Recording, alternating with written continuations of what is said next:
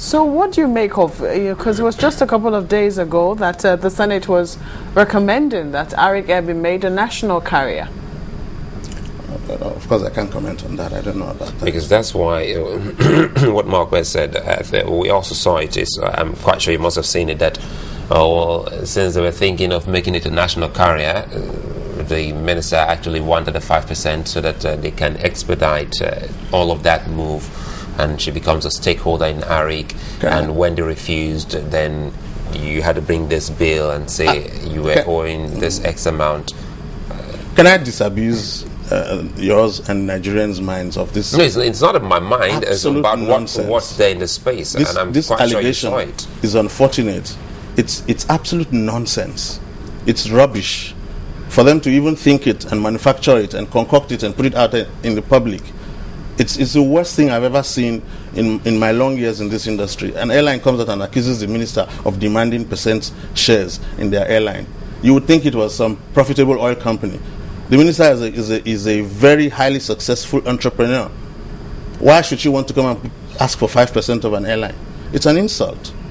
It's Arik trying to do cheap blackmail to maintain the status quo of not paying its bills. And by so doing, they're trying to slander her, slander me, and make it seem as if it's a personal issue. Whereas we are responsible to run an agency of whom Arik is the biggest customer and the biggest source of revenue, and it doesn't pay its bills and cripples our operations for the rest of Nigerians and for the government of this country. So how did the unions get involved? The issue with the unions is they feel that management hasn't pushed this as strongly as management should, and they decided to take industrial action yesterday. And we are totally against what they did, because we think that what they did is counterproductive to our ultimate aim. Because what has happened is people are suffering. Today is Friday. If Arik doesn't fly today, can you imagine the impact on people and the economy in this country? It's what we're trying to avoid. So we don't want to. The only way to deal with this is to close down the airline, because it's not paying you. But it's a catch-22 situation.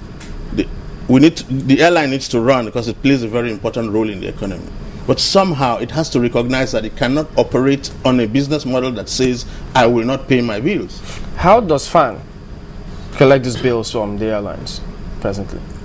Well, there are many ways. We've been trying to close. First of all, we decided to start doing tickets for our passenger service charge. Finally, we started collecting the money up front. Thank goodness. That money goes directly to maintaining the airports. Is it which one? There are many of them. Is it the 1,000 naira you pay alongside the tickets? 1,000 naira.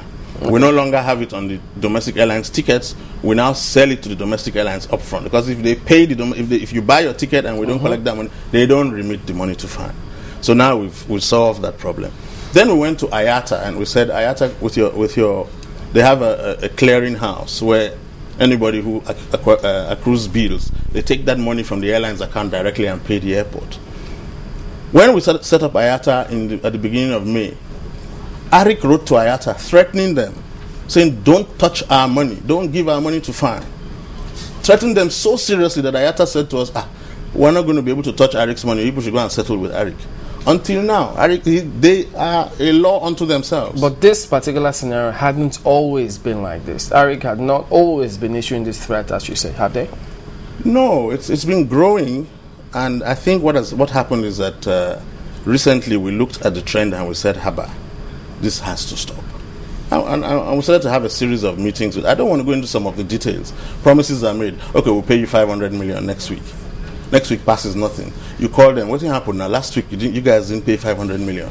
Okay, no, there was a mistake. 300 million by Friday. These are games. I'm sick and tired of these games. But I think the bottom line for me, and why I'm speaking like this morning, is the press conference they gave yesterday, the script of which is unbelievable, a complete set of lies churned out to the public. Arik says to Nigerians they've been paying FAAN 100 million naira a month for the past few years. That's a lie. Because we don't know why just an airline. Perhaps maybe you tell us what's behind this airline that would amount to nobody asking them to pay to the extent that you have an accumulated debt of 7 billion naira and $36,000. This one I just got here now is from NCA. They say, well, they owe a lot of agencies in dollars and in naira.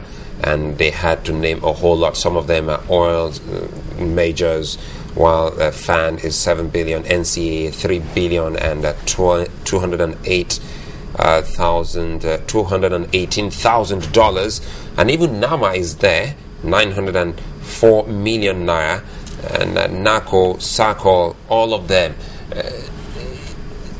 Is there a kind of connivance with some government agencies? Because I don't see any reason why it doesn't make sense why just an airline or FAAN, the same airline, or NAMA, the same, or NACO, SACO, and is business as usual? You allow it go? Well, every business owes. The owing, I think, is not so much the issue as is the credit worthiness. If you are paying your bills, yes, you will always owe something. But if you're paying your bills on an ongoing basis, then your debts don't accumulate to the point where they cripple your service provider. But what we have here, I can only speak about FAAN. I know that they may owe a lot of people, but not only do they owe FAAN, the problem is they don't even pay. They don't even pay. They paid 100 million naira about a month ago out of 7 billion after much pressure. That's not paying. That's not paying. And then they go and say they've been paying 100 million a month for the past so many years, which is an absolute lie, complete fabrication. So, do you think that the airline is under any financial pressure? I mean, the impression you've given so far so good is like they're not being very profitable, and it seems that they would also try to do anything to evade payment of their levies and dues. It's very hard for me to understand what's going on inside there.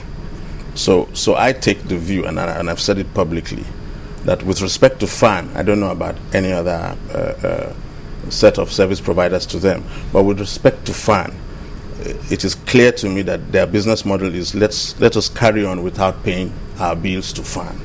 That is their business model. What about the creditworthiness? Are they no longer creditworthy? Creditworthiness comes with respect to FAAN if you are paying me and saying, you know what, I'll deal with the arrears, but let me pay the current and a little bit of arrears, and then you begin to develop and establish a creditworthy track record.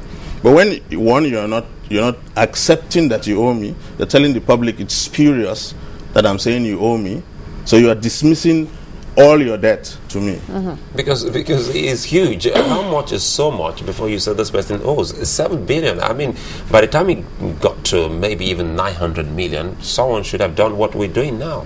Absolutely. I agree. I mean, maybe the last billion is in the last few months that I've been the head of FAAN. But the point is, it's too much, however you look at it. Mm-hmm. And at some point, we need to come to the table and say, I know you can't just give me a check of 7 billion naira today, but you first of all must acknowledge that you have a debt. And then you must negotiate how you're going to start paying it. But you cannot continue to operate on a business model that says you will not pay FAAN.